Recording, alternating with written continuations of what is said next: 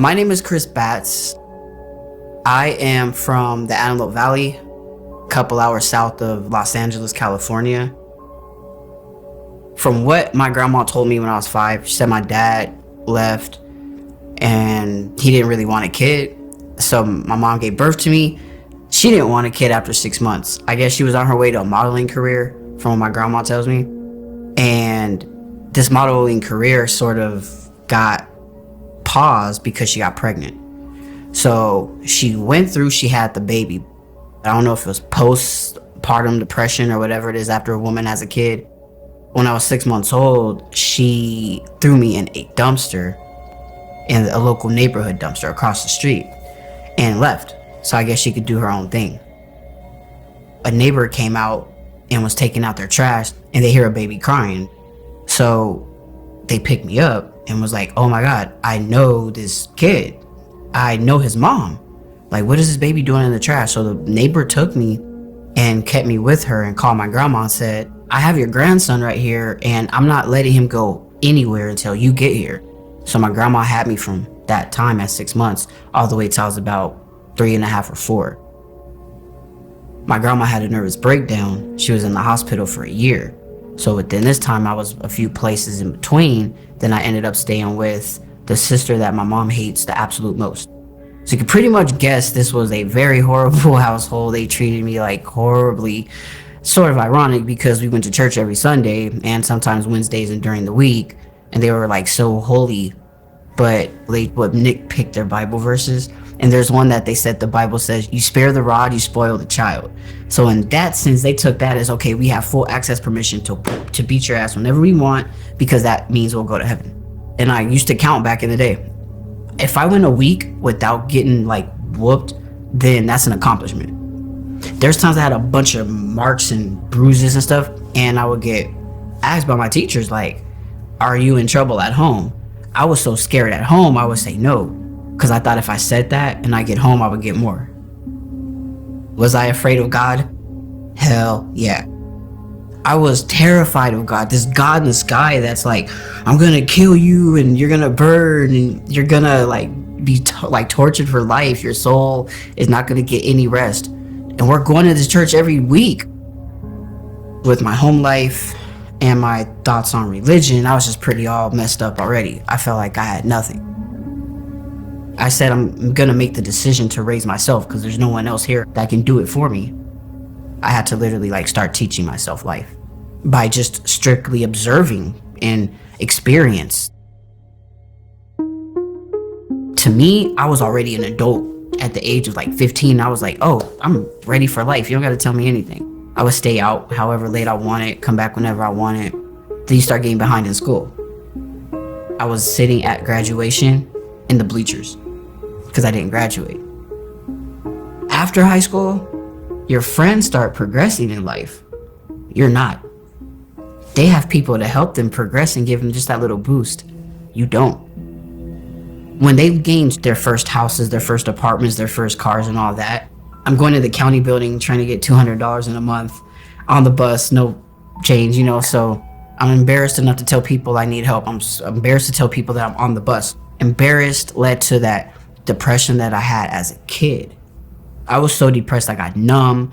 I tried all the pills I could. I would drink every day, prescription cough syrup, got bored of that. Okay, let me go back to the drinking. Nope, got bored of that. So I was like, I tried different stuff, and I guess like I never really had the addictive personality. I just got bored of things, and I wanted to do something else. Mind you, my life is just, I have nobody I can count on. In my family, friends are moved on. I'm too embarrassed to tell them I need help. Family I know don't want you to do anything in your life, so it's like, I'm gonna get out of here. So I went to the train station and timed every train that passed. I just stayed there watching it pass by, looking at the time. So I know, okay, I'm gonna choose this time and this day to jump in front of a train. And whatever happens, happens, I don't care. What could be worse than being here right now? I was arguing with one of my friends, and this was one of the only friends that knew what I was going through. So they kind of knew I had an idea when I left. Oh shit, he's gonna do it. So they somehow, I'm sure, followed me. I was about 10, 15 feet away from that railroad track when I heard the honk. And I'm like, damn, there goes my plan. Now I gotta come up with something completely different now. Like, that's what I was thinking. Like, she came to save me. And I was like, you up my plan. So I get in the car. Mind you, out of all this time, my mom calls me. And I'm like, what the hell? How, like, what a time for her to call me now when I'm literally about to kill myself.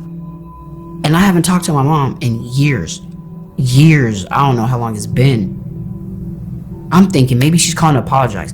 This could change my whole entire outlet on everything. She says, your grandma said that you were looking for me, because I asked her, how did you get my number? She said, your grandma gave me your number, said you were asking about me, and I called you to tell you that I don't want you. You're not my son. And hung up. So I said, okay. I looked at my phone and said, you never were. Rolled down the window, tossed the phone out. All I know is they just made a right turn, and they kept going. And then I looked at my friend in the driver's seat, and I just mumbled under my breath, F this. I opened the door, jumped out, boom. I'm like, I think this hurts, because I wasn't sure if it hurt. And I was like, oh, let me just go home. And then it was hard to get up, and something's like, I wouldn't do that if I were you.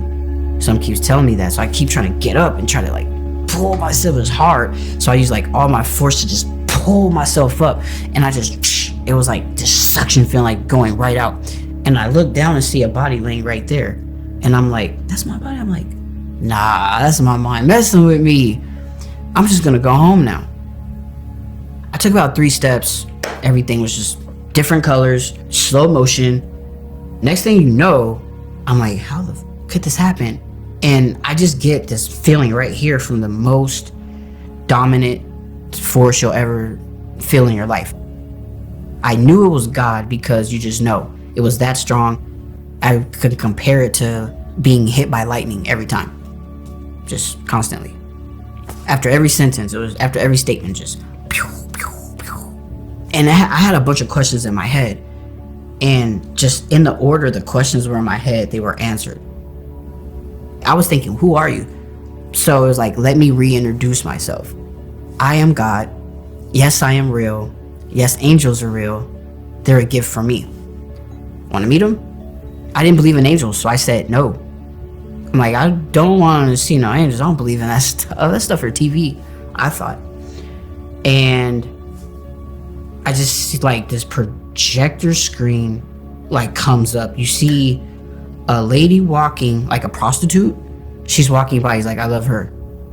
Then you see this guy with a suit and a briefcase. He's like, just straight at. She's like, I love him. And then you see this guy on a skateboard, a joint, and God's like, I love him. What I took from that was he wanted me to know, you think you're not good enough, but you are, because I love everybody. Then he says, I will go to the end of the world so that everyone is with me.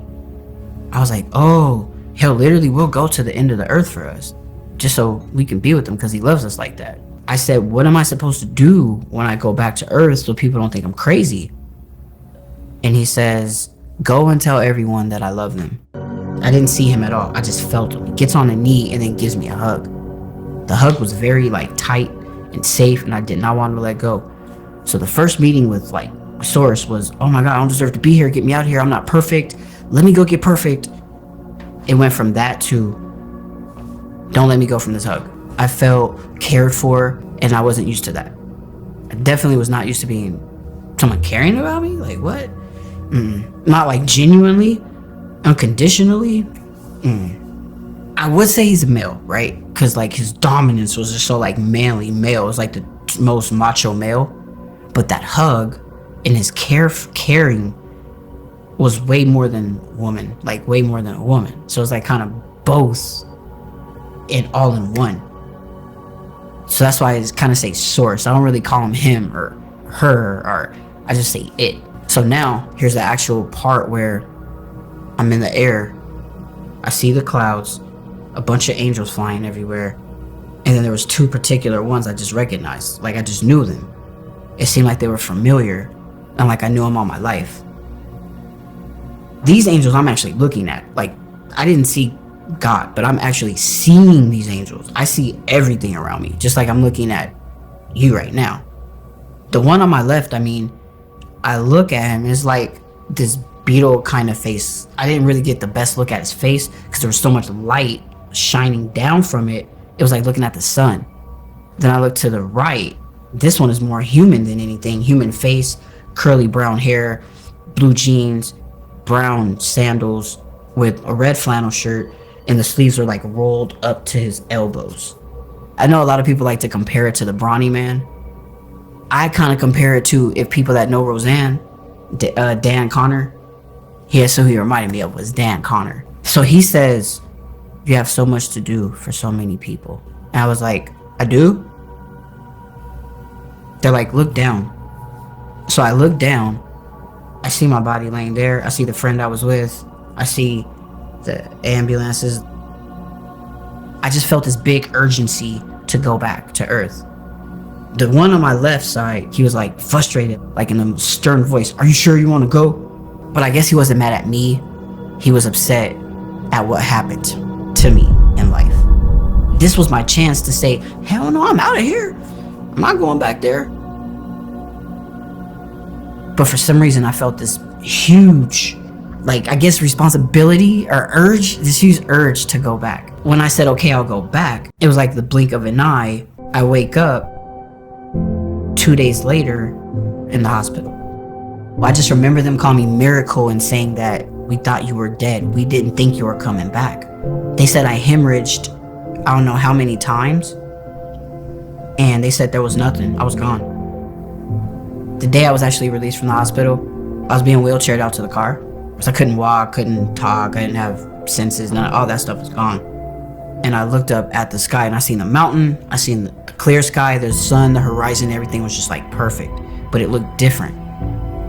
I knew there was something out there that's good. And the God that was loving and caring and doesn't judge us, that's when I knew that God actually is the real God. I never feared death ever again after that. That's when everything changed. I just knew I have to find out the truth. So I started going through all types of stuff on Google, like the truth about religion, the truth about the Bible, the books that didn't make it in the Bible. I wanted to know a bunch of stuff. Why didn't these books make it in the Bible? I want to read them. I looked at a lot of stuff trying to find out the truth, trying to compare it to, is this something that I can believe? I changed my perspective about death. I changed my career even. I was doing hard labor and working at the mall and clothing stores and all this different stuff. I started working with special ed kids because I somehow felt like they were closer to God than a lot of people. I felt like the special ed kids, they don't get the certain life skills that a lot of the other kids get, but spirit-wise, they're like so connected. So I wanted to be around my kids that are connected. Suicide is real, and a lot of people don't have the experience I did. If I didn't have my experience, I probably would have been another lost soul out there. I just got lucky enough to come back and tell the people that are suicidal that God, Source, loves you. And there's someone in the world that loves you too. You just gotta open your mouth. There's someone out there that'll help you. I was too pretty much embarrassed to even speak out on it, which the average suicidal person won't. And that's when they're gonna do something, because they're not talking about it. I say there's someone out there that does care. Don't be embarrassed. One thing I always say, the situation you might have in life, if you change your thought, you could change your life. Change the way you feel about yourself and then see what happens after that. I think the purpose of life is to experience, to better our souls, to make mistakes at a certain time, and then by the time you move on and progress to your next life goal, your next soul journey, you'll take mistakes that you learned from the life you lived. Your soul will be better.